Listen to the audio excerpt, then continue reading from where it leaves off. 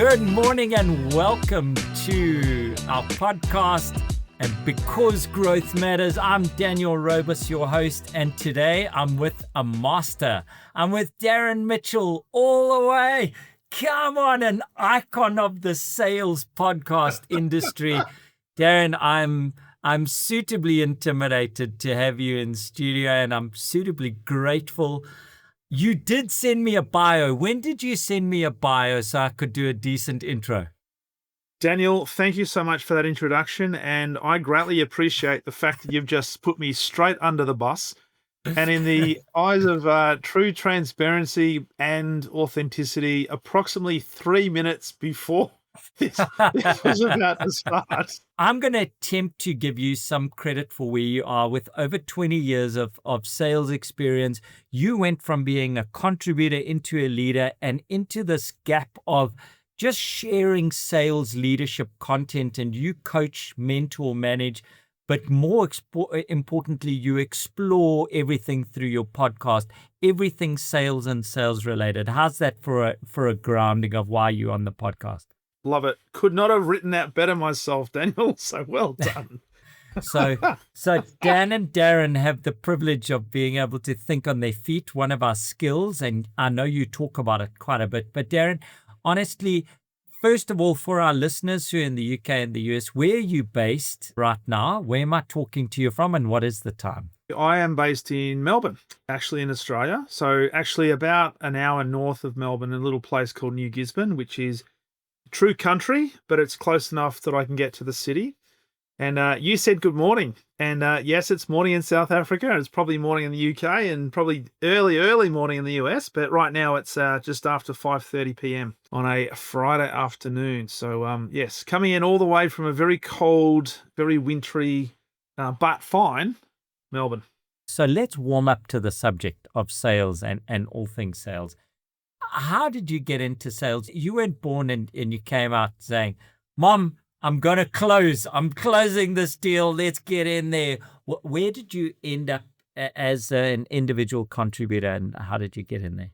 It's a great question. And it's interesting. The people that I speak with, I ask the same question. And it's very rare to have anybody that chooses to be into sales. The vast majority of us fall into it. The short story to a long evolution is that I was an engineer when I first graduated from university or college, and my whole intention was to work in the building industry as a professional project manager, working on multi-story buildings in the city. But back in the late 1980s, early 1990s in Australia, there was a recession that the then Prime Minister said we had to have, and the companies that I worked for pretty much went bankrupt. So I was forced to change careers altogether. Ended up at a telecommunications company in Australia called Optus, and they were the second carrier to ever hold a license, and got into customer service, telemarketing. So did a lot of cold calling. I'd never had any experience in that whatsoever, and found myself working with sales teams in the corporate area of Optus. It was called Optus Business, and doing some customer service and some post-sales work with clients and working closely with the sales teams. And I'd never even contemplated this thing called sales. Then I watched and I observed and spent time with salespeople, with clients and with customers. And I thought, you know what? I like what they do, and I reckon I could do that. It also helped to understand that a lot of them were driving good cars. They were wearing pretty decent suits. They were having good lunches, long lunches, playing a bit of golf, and making what I thought was a bit of good money. So I thought, I want a piece of that action. So one thing led to another, and I put myself in a position to do some secondments, so some trials within sales. And then after about 16 months, had the opportunity to join a sales team on one of the biggest accounts that Optus then had, which was a company called Pacific Dunlop, which was a big conglomerate of organizations, and they had multiple different products, and they've since been completely disbanded. But the introduction that I had to sales was I worked with a very experienced sales director who had a lot of experience, very strategic in his thinking. And this is where I learnt the power of mentoring, because I put it down to him and the sales leader that I had at the time as being the catalysts for me to fast track my development to the point where within 5 years, I went from a junior account manager to a strategic account director, which had never been done before. And that's not to say, hey, I'm anything great and superb, but it meant that I learnt really quickly. But I also had access to great people and great opportunities through great people to learn the craft of sales and learn the craft of sales in an ethical way. And that almost became the foundation piece for me to build a career out of sales and then sales leadership. To do it ethically and do it from a position of servitude, not from a position of let's just close at all costs and let's just sell as much as we possibly can.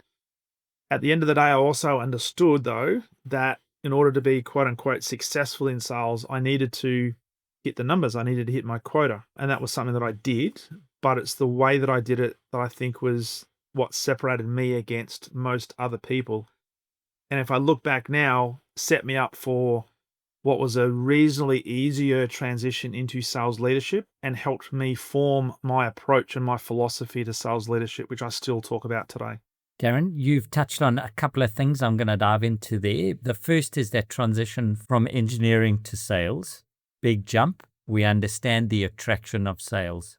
Salesperson immediately makes a good sales manager. True or false? False. What's the difference? Well, the unfortunate thing, and this has been my experience, and certainly working with a lot of sales leaders in the last 10 years. Unfortunately, for whatever reason, and no organization's been able to give me the definitive reason, but the vast majority of sales leaders are promoted because they've been a very good sales individual contributor. So Daniel, you've been a great salesperson. You've been the top 5%, top 10% of the organization for the last 12 months. We are going to reward you with a promotion to sales leadership. Now, that is fantastic, but what is often neglected is what is the skill set, what is the resources, what is the mentor and coaching we need to provide you in order to make the transition from an individual contributor salesperson now into a position where you have responsibility for a number of individual contributor salespeople. And not everybody can make that transition. And I don't want to sound stereotypical, but a lot of salespeople are individually driven. They're motivated by outcomes. They're motivated by recognition. Some are motivated by money, but it's interesting. Maybe we can delve into the psychology of that. But often when they get thrust into the leadership role, and not all of them are asking for that, they're just given that opportunity because of their success. They don't know how to make the transition to the point where they end up being a super salesperson and in the process, continuing to get involved in the deals and often leading those deals. And in that process, finding themselves disintermediating or segregating their sales team because they still want the chase. They still love the hunt. They still love the close. They still love the limelight of getting that deal. And what I realized was before I was given the opportunity to work as a sales leader, I spent 2 years, I guess, formulating my philosophy and my strategy of what I would do when I got the opportunity, not if I got the opportunity. So for 2 years, as I was a strategic account manager, I was doing every proposal, running every meeting. Every conversation I had was through the filter of how would a sales leader do this? And I had great models around me, but I also had some not so great models. And unfortunately, one of those not so great models was my immediate sales manager. I had the idea that when I became a sales leader, it was not about me. It was about how I then created an environment for my team to shine. And I needed to try to create that environment where I could teach them resourcefulness, not give them the resources. What I find in a lot of sales teams that I work with, and particularly sales leaders that are making that transition, they don't think about what is the resourcefulness I need to create. They just take the same skill set that they're using as an individual contributor and they translate that into becoming a sales manager. And they wonder why they have a team that is not connected, that is not enabled, that is not empowered, that is not engaged. You're talking about my journey so much there. And you know, I was just thinking about a couple of things you spoke about earlier, the power of a mentor.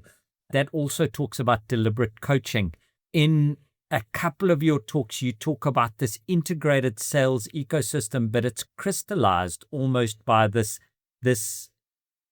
need to create a legacy through coaching and through mentorship. How do you enable that through your customers when they do what was done to me and you, taking your contributor and making them a super salesperson with the team? How do you break that cycle of abuse?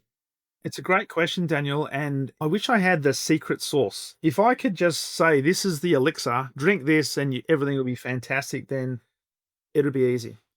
The fact is that sales people, sales leaders, they are products of their environment, and often they're products of the legacy environment they've come from. So we may have heard the terminology monkey see, monkey do. So if you don't have a good model as a sales leader, you don't know what good sales leadership looks like until maybe you experience exceptional sales leadership and or pathetic sales leadership, right? And so unfortunately in organizations, and I had this conversation with a colleague of mine on my podcast that I did this afternoon, is that a lot of organizations and senior leaders focus all of their attention on the scoreboard or the number. So as long as you're getting your number, then coaching, empowerment, training becomes secondary. It needs to become a leading indicator, not a lagging indicator. So if we can create environments within organizations that says we need to invest and we almost need to put in our sales leaders' KPIs, what is your development strategy? Not just what is your strategic direction for achieving your number, what is your development strategy? What are you going to do to develop your people to the point where at the end of 2026, they are more developed and more capable, more intelligent, more willing to do more things than they are at the end of 2025. Now, unfortunately, that's hard to measure. What is easier to measure is the sales number. What does your pipeline look like? What is your closing ratio? What is your profitability? What is your top line? What is your bottom line revenue? And so we default back to that, and then coaching becomes a secondary thing and a nice to do as long as we've got the top line number or the metrics being met. Versus if we can have the narrative changed and say, hang on, what if we actually developed skill set around coaching and development, mentorship, that enables people to develop a skill set to the point where the sales leader over time becomes less and less relied upon.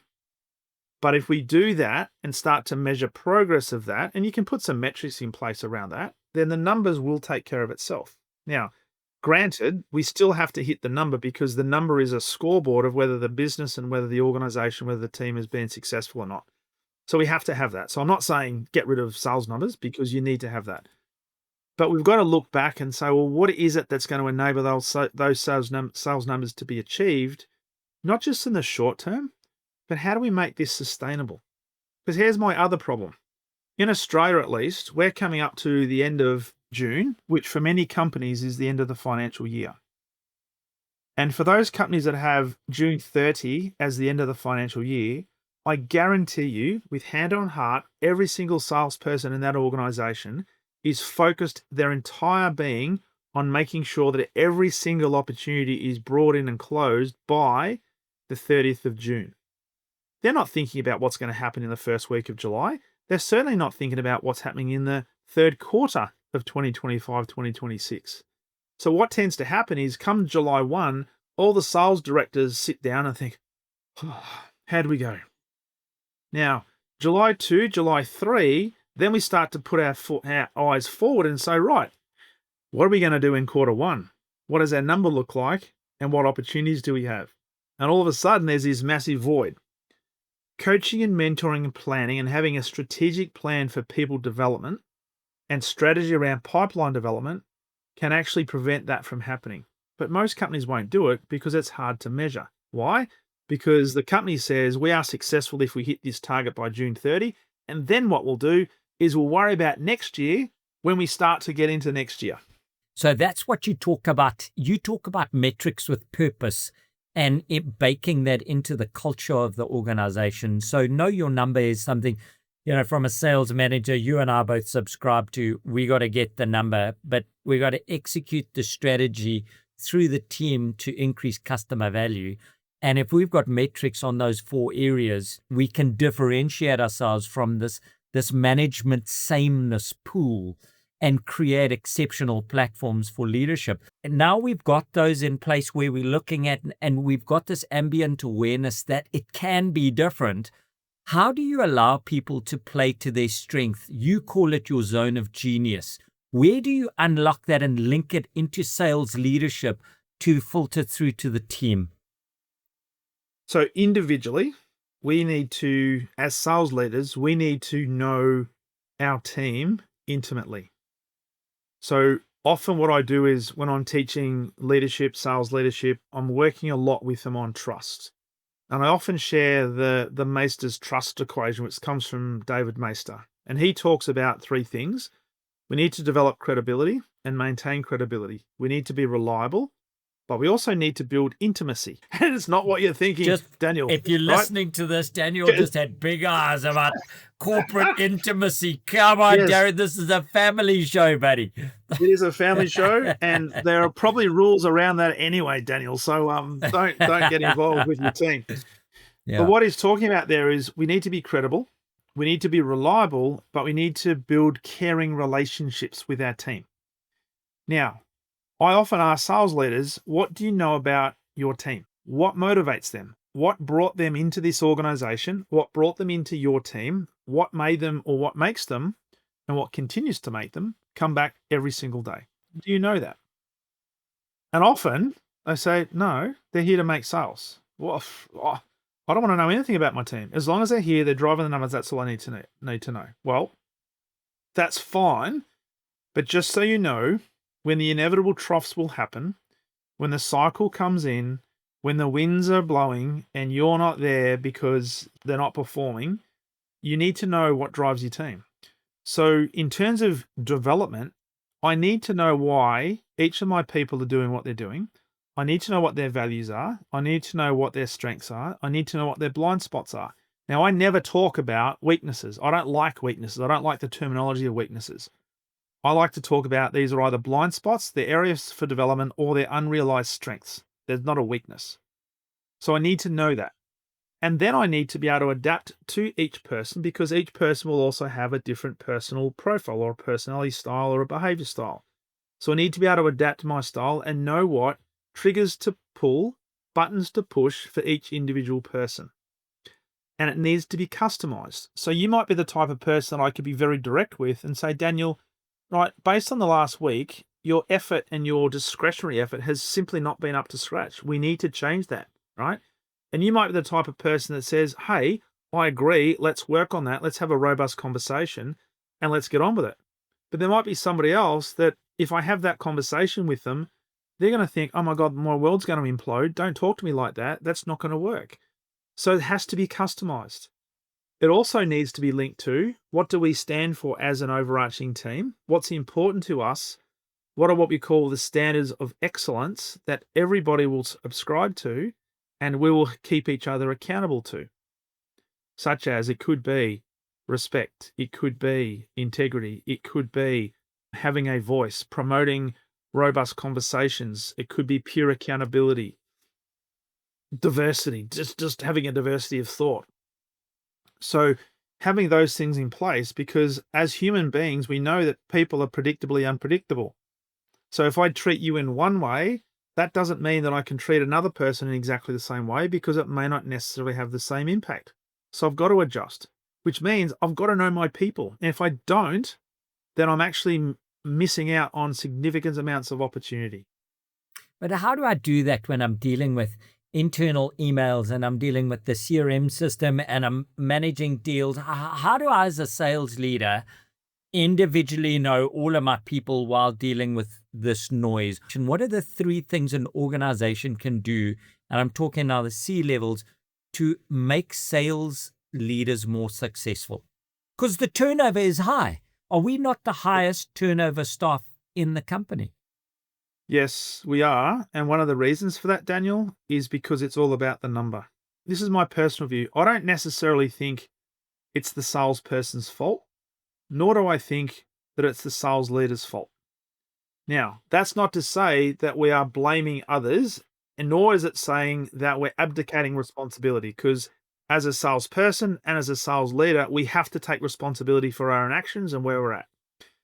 But I don't think companies, as a general term, are setting our sales teams and our sales leaders up for success and really honing in on what are the things that we need to be removing from the environment in order for them to be successful. And instead, we're putting more governance on top. We're putting more expectations in terms of things like CRM compliance and reporting and cadence reviews.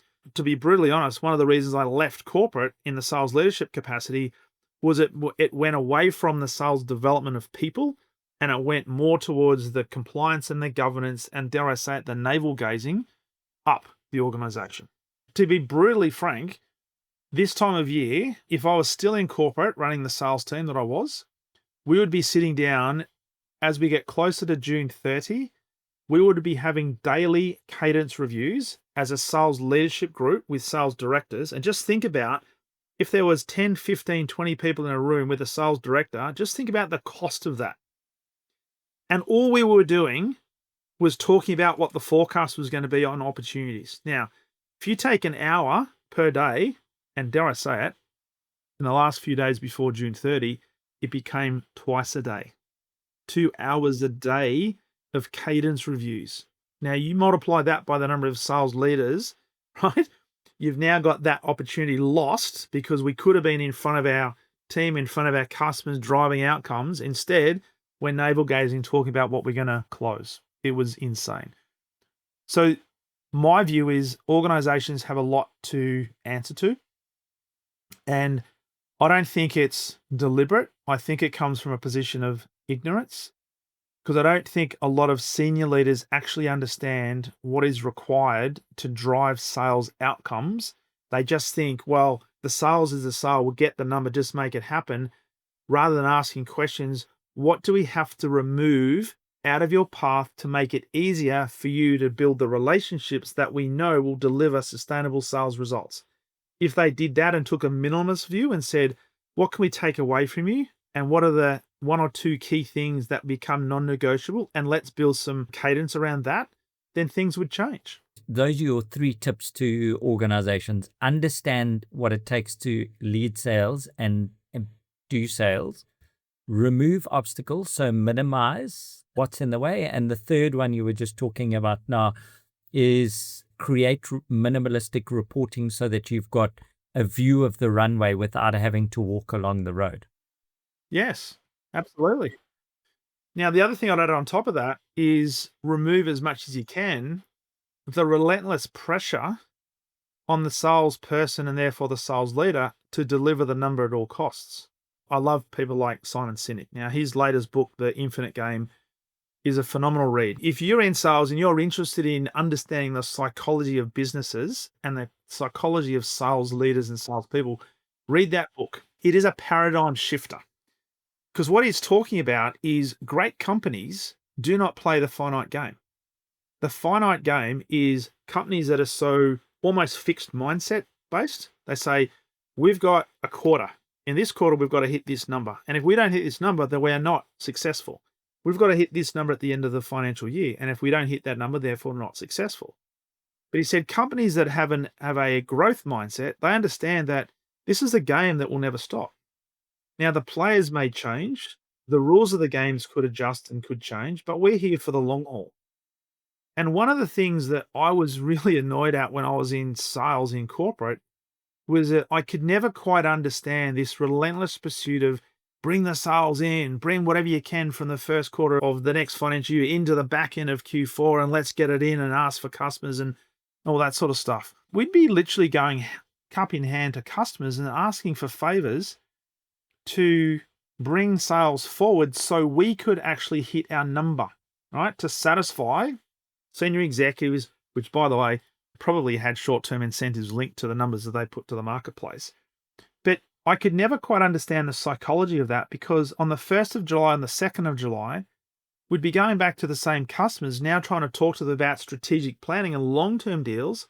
And we've just done this relationship transactional request to bring it in, and customers are thinking, well, hang on, is this a trusted advisor, valued business relationship, or are we just a a customer transaction to you. I do see the difference between having that call when you're a small business owner and you need that invoice paid because we don't want that over 12 weeks or 16 weeks because we've got cash flow issues, versus an enterprise with this big logo. And on every presentation, we talk about our global offices and our footprint. And now you're begging somebody for a deal because we're not going to make our number.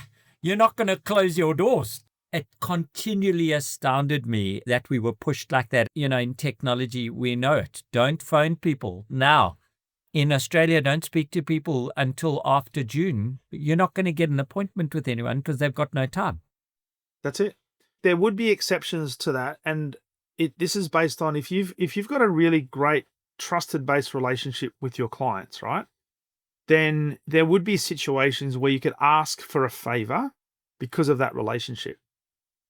But you don't want to make this a standard form of doing business. You want to make that the exception rather than the rule.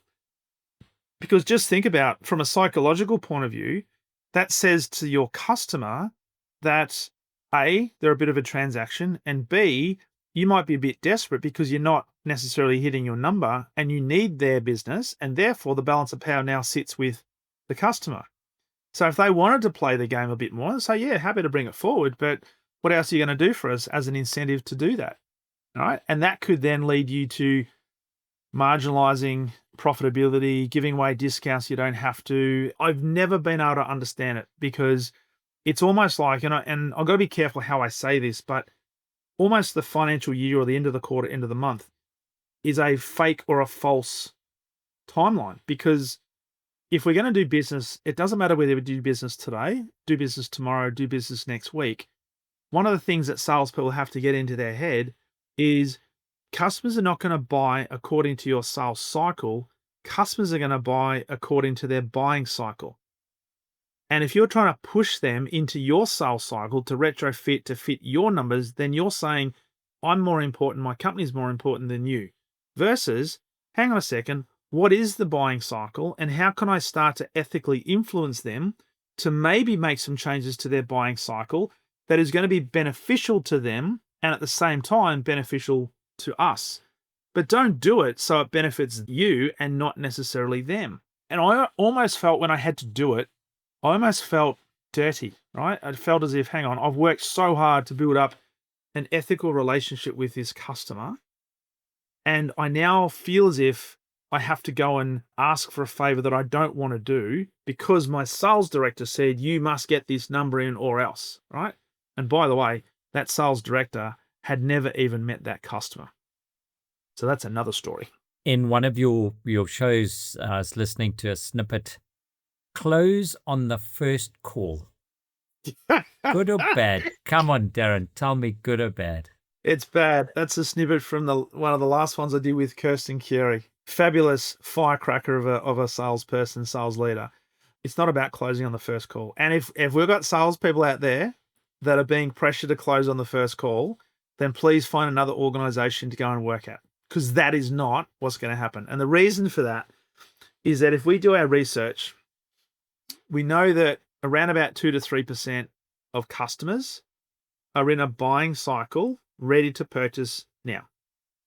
Now that means you've got about 97% of customers that are not in the buying cycle. So if you try to close them on the first call, what do you think is going to happen? Resistance, maybe aggression, maybe they'll hang up on you. So don't do it. Build a relationship and earn the right to provide a service, earn the right to provide a solution to a problem. But don't try to close on the first call. Every now and then, though, you might get lucky, but very rarely. Are we setting our sales people up, our individual sales contributors up for a noble profession, or in this clickbait, cancel culture, new world, virtual, we don't have a relationship, I've never shook your hand, so I can take your money and feel nothing, kind of, are we setting up salespeople with no foundation? What do you think? Look, that's a big question, Daniel. And it would be easy for me to say, yes, we are. But I do know there are lots of organizations out there that are ethical, that do have a clear purpose, who do understand that the sale doesn't actually start until after the first sale is made. So if you're a transactional organization, you can probably rely on volume, but I'd also argue that your tenure as a market participant is actually short. And whether that's a company that behaves like that or an individual that behaves like that, you see it all the time where people move from company to company and they might have a 12 to 18 month tenure. They move to a different company, right? And they repeat the same pattern. And it's almost like the churn and burn. So if we play in the long game, if we are here to understand that we are to be of service to the marketplace, we are here to solve a problem. And when we talk about sales, sales really is if you look at the word sales, the ancient origins of that is to help, to assist, to serve. So if we're here to understand that we're here to provide a service and we're here to solve a problem, then the role of the company and certainly the role of the sales team is to understand, does our market have a problem? Does our customer have a problem? And is that problem something that they A, want to solve and B, need to solve? And then if that is yes, then is it a short-term, immediate, mid-term, or long-term in terms of timing that they need to solve that? Now, as a salesperson, my role is to actually identify where there are problems in the marketplace, to start engaging with the customers to understand, is this the problem that they're trying to solve? And if I can then articulate the problem, sometimes better than they can, then psychologically they're going to think, wow, Darren must have, or Daniel must have a solution to this problem. So the next logical consequence of that will be, hey, what's the solution? Or it might be, based on this problem, is this something you'd like to solve now, next week, next month, next year? And if so, would you like to explore what a possible solution may look like? But where you have people, and this is the thing that really annoys me, is you have organizations that believe that they have the best product and the best service, bar none, in the industry. Now, let's be really clear here. In order to be successful sustainably, you need to have a good product and you need to have a good service and you need to wrap around some offerings around that so it's sustainable and you can back it up and et cetera, et cetera. So you've got to believe you've got a good product and good service. But here's the thing that sales organizations need to understand, and I'm not quite sure they do. Your customers are not interested in your product. They're not waking up one day and thinking, wow, let me go and see where I can buy this latest and greatest CRM system or this latest widget. And who can I go and talk to get that? Daniel's definitely got it. I've thought about Daniel all night and I just can't wait to spend my money with him. No. Correct. Yeah. It ain't happening. And I remember when I was going through coaching training, my coach mentor says, nobody wants coaching. Nobody. What they want is a solution to a problem that right now they don't know how to solve. What they're now searching for is a person who can speak the language that maybe they're thinking, I've got a problem here. Does this person potentially have a solution? And let's explore that. So what they're looking for is they're looking for a solution to a problem that they either know they have, or they think they might have, or they don't yet know they have, but when they have a conversation with me, they suddenly realize, I certainly have a problem and we need to do something about this. Maybe, just maybe, Daniel might have a solution to that problem, so let's explore that. That's what sales should be. Not, here's my fantastic product, would you like it? If you were sitting in front of a room full of sales managers, not the C-suite deep carpet, not the individual contributors, the target for me, sales managers, what 3 habits would you ingrain in them? Would you say to them, guys, this is what you need to be successful today, or this will contribute to your success today? What 3 things would you say to them they need to do? The first one is listen. Shut up and listen. Now, in order to do that well, you've also got to do the first thing, which is ask good, curious-based questions. Be genuinely interested in your people. And I say to leaders all the time, the greatest gift you can give your team members is the gift of your attention, which presupposes that you care about them. Now, if you care about them, you're going to ask good questions of them. And then you shut up because you want to know, you want to listen to them, right? Now, we say this to sales teams all the time. Your greatest strength as a salesperson is your ability to listen, to take information in and then be able to recall information that's relevant and paraphrase it back to your customer. The skill set of a salesperson is not having the gift of the gab, being able to give all the features and benefits. The skill of the salesperson is to listen. So the first thing I'd be saying is, guys, as sales managers, you need to significantly work on and almost turn into a superpower your ability to listen. You also need to think about what are some of the key questions you can ask that can start to drive independence of thought within your sales team. Because you don't want to be the person that is the oracle, that is the font of all knowledge, that is the person that has to solve all the problems. What you want to create is an environment where your team can be taught and take on board resourcefulness, not be expected to receive all of the resources.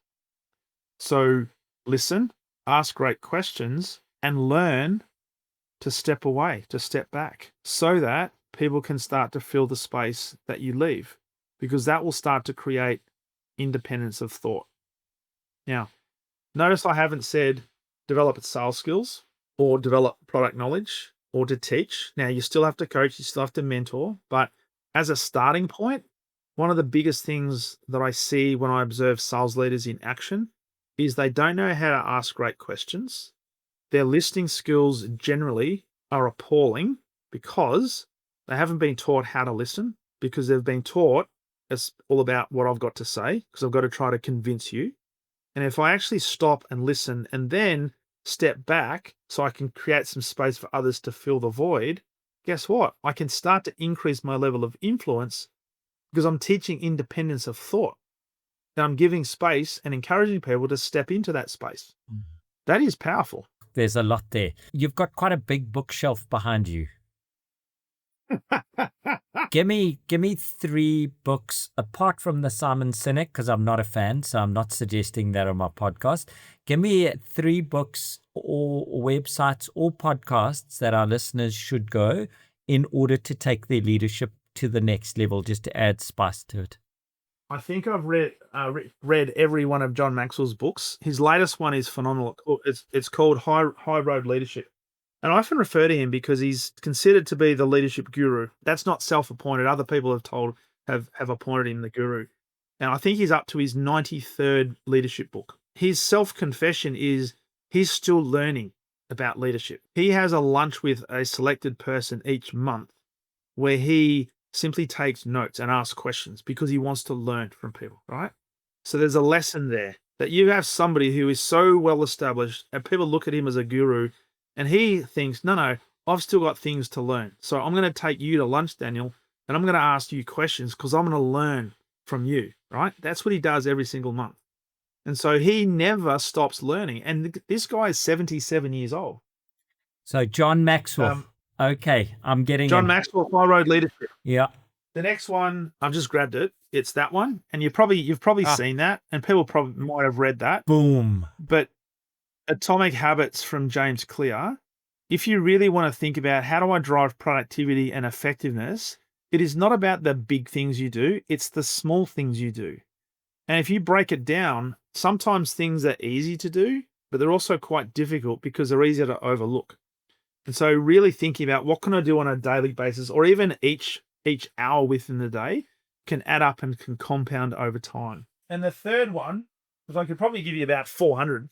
This one I've read really recently is a guy from, I think he's an organizational psychologist, and it's a guy called Adam Grant, and the book's called Give and Take. And what he talks about in this book is that there are people in the world who are takers, and there are people in the world who are givers. And then there are people who sit in the middle.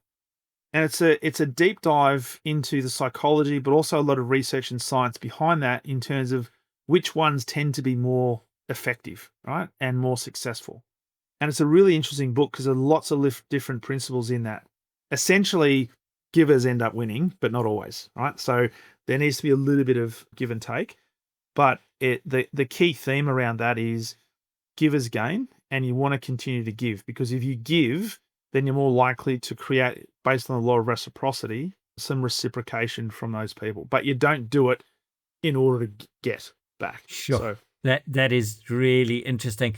You know, there's a book that or there's a library of books that I read. There's 66 of them, and in this book, there's just stories of people messing up all the time and how they mess life up. And then there's a few glimmers of hope, and usually those glimmers of hope are givers. And it's just phenomenal how much is achieved when you start to give out. And that's why I love your podcast, because you're just interviewing so many of these folks that are giving all the time. You must get so much benefit, or your customers must get so much benefit just from the breadth and depth. So if you had to go back over, how many episodes now have you done? Well, I did 3 today. So my last one in the can that hasn't been uploaded yet is episode 785. When you do 1,000, 785 is incredible. If you had to go back and pick one guest that you would love to interview again, who would it be, and briefly why? I'm not going to say Alan, because that would be an easy one. There is a gentleman called Doug C. Brown who used to run part of the companies for Chet Holmes and Tony Robbins. And I've had him on 3 times, and it's every time I have him on, I've learnt something new. He's a firecracker, but he's actually quite pragmatic in how he does things. And every time I speak to him, I learn something new from a perspective of strategic selling and ethics around selling. He'd be one that comes to mind. The thing that it's sometimes like being asked, who's your favorite child? I get literally contacted every day by either potential guests or agents of potential guests. And I'm really open to speaking to interesting and high quality people. And as long as there's a story that can be related to leadership and sales leadership, I'm open to speaking to them, because I believe everybody has a story. And everyone I do speak to, it's an opportunity to, I guess, stress test my own philosophies, but also learn from their perspective and their experiences around what makes them tick and what are their philosophies that I may not necessarily agree with, but I can give them the platform for sharing that, because there'll be somebody in the marketplace that needs to hear that message at the right time, and we just hope that it gets to them at that time. What I will say is that in the 5 years that I've been doing the podcast, there's probably been only 2 people that I haven't gone and done a podcast episode with, because upon doing some research, I didn't necessarily think that they had the philosophy or the ethics that matched what I stand for within the podcast. But for the most part, it seems to be the attraction of what I'm trying to create, what we're trying to stand for in terms of what exceptional looks like. And it's all based on integrity and ethics. Hey, maybe it's serendipitous, maybe it's the universe, but I tend to speak to people who are on the same wavelength. And the whole purpose of this, and hopefully just like this podcast, it's to elevate the entire sales and sales leadership community around the world, so that we can make sales no longer that's a bit dodgy and a bit icky, to something that is actually, you know what? It is one of, if not the best professions on the planet. And if we didn't have salespeople, we would not have businesses. You touched on something there that I really emphasize. I was giving a class the other night, and it's talk to your customers, because you'll learn so much more from them. Why they bought from you is as important as why they didn't buy from you. And, hosting this podcast that you've got, it just speaking to people who are going to buy from you, going to work in the same industry, we can always learn. I love that. My last question, and it's kind of the one I ask everybody, is, Darren, what's your 1%, that small, powerful difference, mindset, habit, or idea that has the biggest impact on your career and your customers? It sounds a bit woo-woo, but it's servitude and detachment from the outcome. If you are a potential customer, I would do my utmost to try to let you understand that I'm not here to convince you. I'm here to serve you. Now, in serving you, there might be a solution that I'll provide and give you the opportunity to make a purchasing decision. But I'm not here to convince you. Having the ability to detach from the pressure of having to get an outcome, such as getting a sale, and instead be of service to say, how can I serve you today? How can I help you today? And sometimes, and this is what I spoke to Kirsten about, and the lady you referred to in terms of the one call close, in her method, it's all about clarity. So her role is to create clarity for the person in the interaction with her at that time. So the 1% I have is when I talk to clients, and look, I close, right? I get clients and I have lots of clients, and it's wonderful and it's brilliant. I love it. But I do it in a way that's not icky, because I understand that the sale doesn't begin until after the sale is made. I want clients to work with me for years, not just once. I want them to think, you know what, that was a great purchasing experience. I want to continue to do business as long as I can continue to provide value, right? So it has to be that, which means I have to serve. And serving is sometimes asking the hard questions, but serving is predicated on what's the problem you're trying to solve? How badly do you want or need to solve the problem? And do I have a solution? And if I didn't do that, and if I didn't then give you the opportunity to at least review a solution, then I'd be doing you a disservice. And one of the things I've worked with a lot of clients, and one in particular I've been working with for about 3 years now, I say to their sales team all the time, be proud of being in sales and own that. And if you need to have a conversation with a customer and say, I am in sales and my job is to sell you, that's what I'm going to do. But there's a way to do it. And if you give people the opportunity to make an educated purchasing decision, because people love to buy, they don't necessarily enjoy to be sold to.